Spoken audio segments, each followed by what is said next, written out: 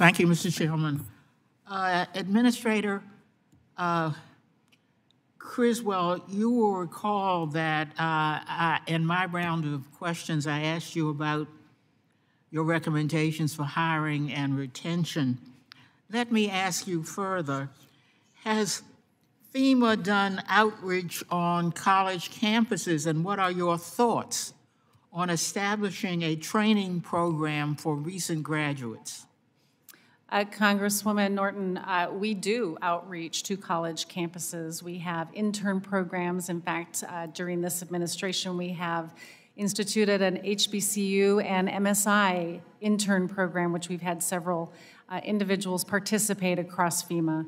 We have a number of ways that we try to create that pipeline for future employees. Part of it can be our FEMA Core program, which is our youth that are out there supporting us through a partnership with NCCC, as well as through our existing reservists, as you heard from my previous answer, have been great recruiters for us. I would be happy to work with you on what type of training program would be beneficial to our employees, to retain them and to make sure that they have a career pathway that allows them to be able to succeed within this field. That would be very helpful. I'd be happy to work with you. Administrator Criswell, and Director Curry, this is a question for both of you. What action should Congress take to increase the emergency management workforce? Do you want to start? A couple things. I think we talked about how important legislation is, because so much of how we recruit, train, and deploy our workforce is tied up in the Stafford Act and how that money can and can't be used. A lot of the Stafford Act dollars and disaster relief fund dollars have to be used for a specific disaster.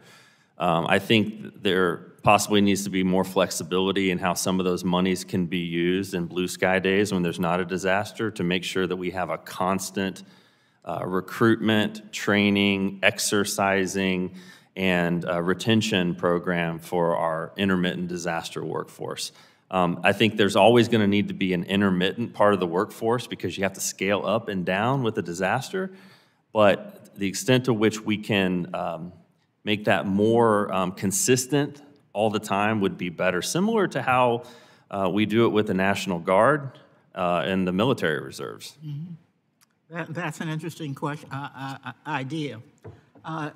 Do you have any ideas, Ms. Criswell?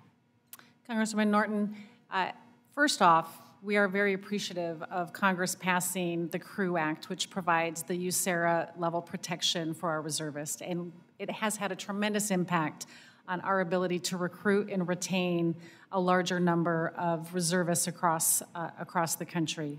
I do agree with something that Mr. Curry said earlier, that I believe, if having been a National Guard member myself, having a training academy, training program that is well suited to help individuals enter in and go through the appropriate level of training, and having annualized training that gives them the opportunity, if they aren't deployed, that they can maintain their skill proficiency, is a way that we can retain and continue to promote the individuals across the workforce.